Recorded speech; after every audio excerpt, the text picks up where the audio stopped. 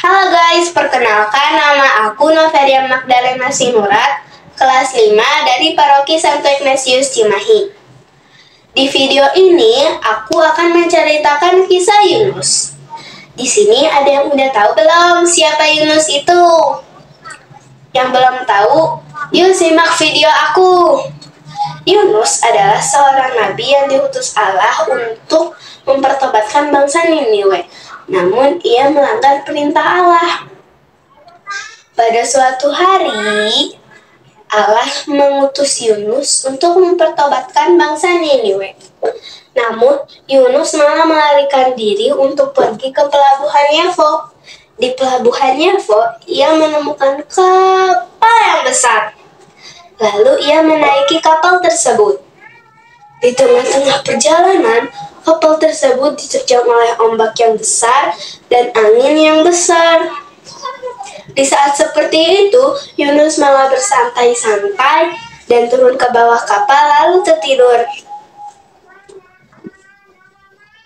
Lalu datanglah seorang nahkoda dan membangunkan Yunus. Katanya, "Bagaimana bisa engkau tidur di saat seperti ini?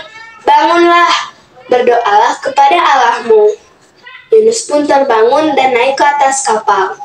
Di atas kapal, para penumpang saling berbicara. Bagaimana jika kita membuang undi saja, agar kita tahu siapa yang membuat malapetaka ini? Saat mereka membuang undi, Yunuslah yang terkena undi itu, teman-teman. Akhirnya para penumpang bertanya, "Siapakah engkau ini?" Yunus pun menjawab, "Aku adalah seorang Ibrani." Mereka pun terkejut dan mengetahui bahwa Yunus telah melanggar perintah Allah.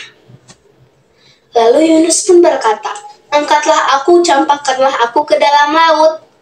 Namun para penumpang malah mendayung kapal ke daratan. Namun mereka tidak sanggup lagi. Akhirnya mereka pun mengangkat Yunus dan mencampakkan Yunus ke dalam laut. Biur! Saat Yunus di dalam laut, Yunus menemukan seekor ikan yang besar. Lalu ikan tersebut menelan Yunus. Yunus pun tinggal di dalam perut ikan itu selama 3 hari 3 malam. Yunus pun marah dan berdoa kepada Tuhan. Akhirnya Tuhan pun mengeluarkan Yunus dari perut ikan tersebut. Saat Yunus dikeluarkan dari perut ikan tersebut, Yunus menemukan pohon jarak. Lalu Yunus pun bersyukur dan sangat senang kepada Allah. Keesokan harinya, teman-teman, pohon tersebut didatangi oleh ulat. Ulat tersebut menggerogoti daun pohon itu hingga layu.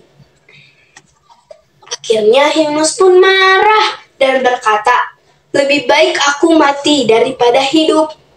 Lalu Allah pun menjawab, "Apakah pantas engkau marah kepada pohon jarak itu?"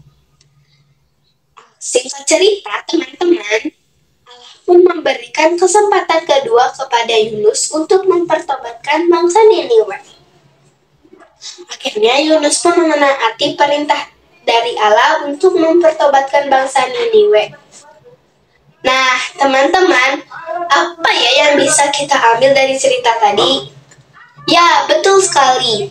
Yang bisa kita ambil dari cerita tadi adalah kita harus menaati perintah dari Allah agar kita tidak mendapatkan malapetaka seperti Yunus yang ditelan oleh ikan yang besar. Baiklah, sampai sini saja ya teman-teman. Dadah, Tuhan memberkati.